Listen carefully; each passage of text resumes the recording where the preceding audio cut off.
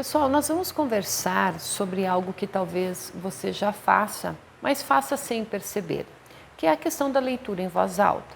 Sabe essa coisa de pegar um livro ou qualquer texto e ler falando, ouvindo a própria voz?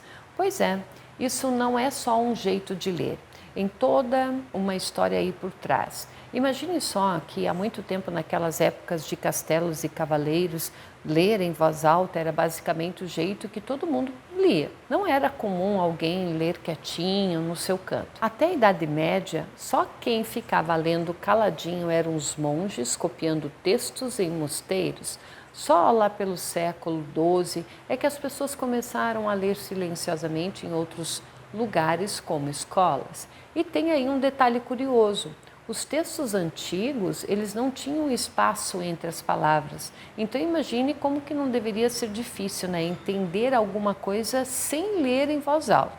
Era quase obrigatório falar para conseguir pegar o sentido do que se estava sendo escrito, do que estava escrito. Por séculos, ler para alguém mais não era só algo que você fazia sozinho, era um evento social. Pensa que naquela época não era todo mundo que sabia ler, e livros eram artigos de luxo. Então, quando alguém lia, isso permitia que todo mundo participasse, mesmo quem não sabia ler. Era uma forma de todo mundo apreciar uma boa história, um poema, notícias, até cartas. Existiam até eventos sociais chamados serões, em alguns lugares onde a leitura em voz alta era o centro das atenções. Além de ler, as pessoas recitavam poesias, faziam músicas, discutiam assuntos importantes.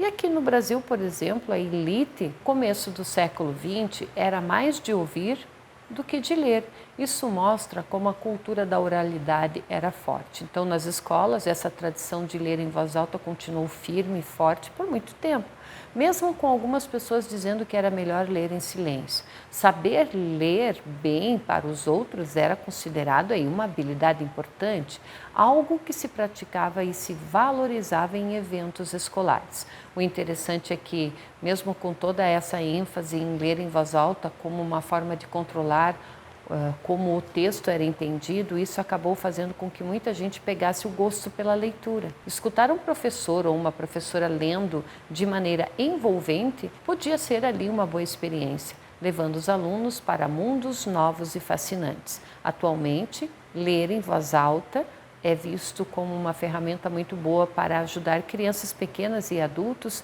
que estão aprendendo.